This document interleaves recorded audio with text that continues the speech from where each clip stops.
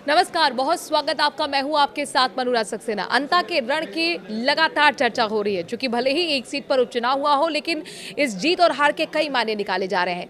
आखिरकार अंता के रण से क्या सियासी संदेश गया है, ये आपको हम इस वीडियो में बताने वाले हैं। क्योंकि भले ही 200 विधानसभा सीट की जो राजस्थान है उसमें एक सीट पर उपचुनाव हुए हों, लेकिन ये राजस्थान की राजनीति के लिए काफ़ी प्रभावी माना जा रहा है और एक बड़ा सियासी संदेश यहाँ से निकलकर सामने आया है। प्रमोद जैन भाया किंग एक बार फिर अंता के लिए साबित हुए हैं, और प्रमोद जैन भाया आखिरकार जनता को क्यों भाए, ये आपको हम समझाने वाले हैं। दरअसल प्रमोद जैन भाया कद्दावर नेता है, और कुल मिलाकर उन्होंने जो इलेक्शन की स्ट्रैटेजी अपने तरीके से चली है वो पूरी तरह से सटीक साबित हुई है।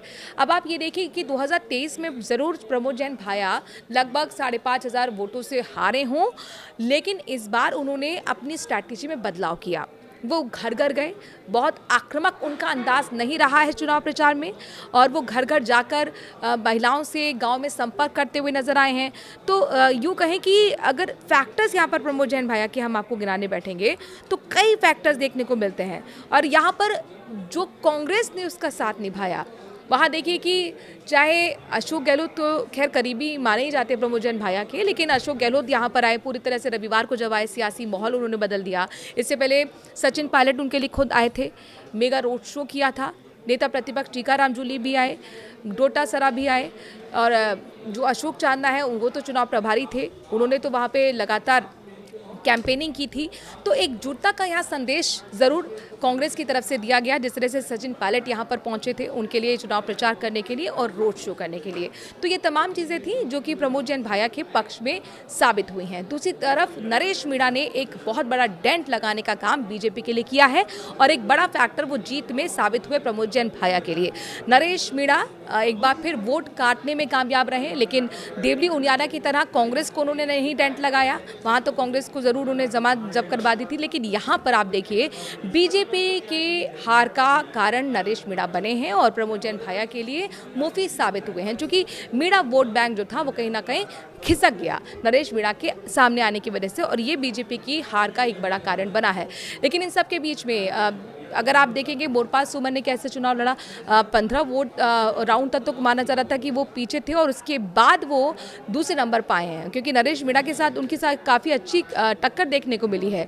तो मोरपाल सुमन के लिए पहला चुनाव था, लेकिन अगर आप प्रमोद जैन भाया देखेंगे कद्दावर नेता रहे हैं, और ये छठवां उनका चुनाव अपनी सियासी सफ़र का रहा है। 2000 सोचिए आप, उन्होंने 3 में चुनाव पहला लड़ा था निर्दलीय, तब वो जीते थे। 2008 में फिर कांग्रेस के टिकट पर लड़े, तब वो जीते और 29,000 वोटों से जीते हैं। 2013 में उन्होंने ज़रूर हार का सामना करना पड़ा, प्रभुलाल सैनी से 3,500 के लगभग वोटों से वो हारे। 2018 में वो फिर जीते, और इस बार वो जीते 34,000 वोटों के अंतर से। 23 में वो हारे कुंवरलाल मीणा से, और वो हारे लगभग 5,800 कुछ वोटों से, और एक बार फिर उन्होंने एक बड़ी जीत यहाँ पे 15,000 की लीड के साथ जीते हैं। यानी कि उनकी जो जीत का एक लीड हो जाती है, यानी कि जो मार्जिन रहता है वो बहुत बड़ा रहता है, हार का मार्जिन उनका बहुत कम रहता है। तो ये हर बार वो बता देते हैं कि अंता की जनता की पहले पसंद, यानी कि नंबर 1 पसंद जो प्रमोद जैन भाया हैं। हालांकि उन पर लगातार बीजेपी आरोप लगाती रही भ्रष्टाचार के, तो कहीं ना कहीं सिंपैथी वोट भी प्रमोद जैन भाया की तरफ देखने को मिला है इस अंता के रण में, जहां पर अंता में पहली बार उपचुनाव हुए हैं। वहीं मोरपाल सुमन के लिए आप देखिए कि पूरी की पूरी सरकार वहां पर बैक की तरह, उनके बैकबोन की तरह खड़ी रही थी। 2 बार mega show, power mega show road show हुए, जिसमें खुद मुख्यमंत्री भजनलाल शर्मा दोनों रोड शो में थे। पूर्व मुख्यमंत्री वसुंधरा राजे थी। एकजुटता का संदेश दोनों ने एक साथ एक मंच पर आकर रोड शो करके दिया था। यहाँ तक कि ट्रिपल इंजन की सरकार का दावा वसुंधरा राजे ने किया कि देखिए एमपी, एमएलए और सरकार तीनों यहाँ से आपको मिलने वाले हैं। ये झालावाड़ संसदीय सीट के अंदर आती है, तो जाहिर तौर पर वसुंधरा राजे की डाक का सवाल भी था, प्रतिष्ठा का सवाल भी था।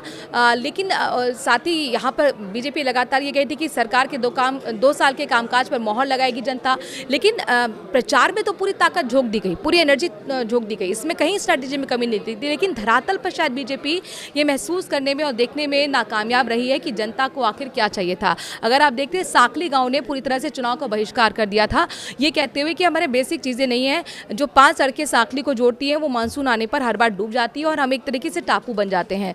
इसके साथ साथ फसल खराबे का मुआवजा लोगों को नहीं मिल, किसानों को नहीं मिल पाया था, ये भी एक नाराजगी थी। तो ये कई तरीके की नाराजगी थी जो सरकार कहीं ना कहीं नहीं भाप पाई।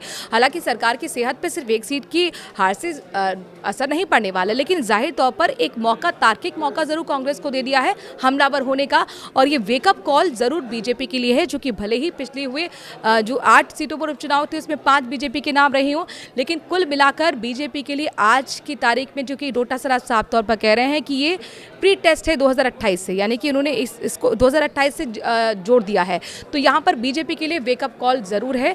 अब देखना होगा कि आखिरकार आत्ममंथन में क्या चीज़ें निकलकर बीजेपी आती, किस तरीके से काम करती है। चूँकि मदन राठौर खुद मीडिया के सामने आए, उन्होंने कहा कि जब उनसे सवाल पूछा गया क्या ये वसुंधरा की हार है, तो उन्होंने कहा था कि नहीं, ये मेरी हार है, मैं इस हार को स्वीकार करता हूँ और अब आत्ममंथन करूँगा। बहरहाल आप इस जीत हार के खेल को किस तरीके से देखते हैं, ज़रूर कमेंट के जरिए अपनी राय दें।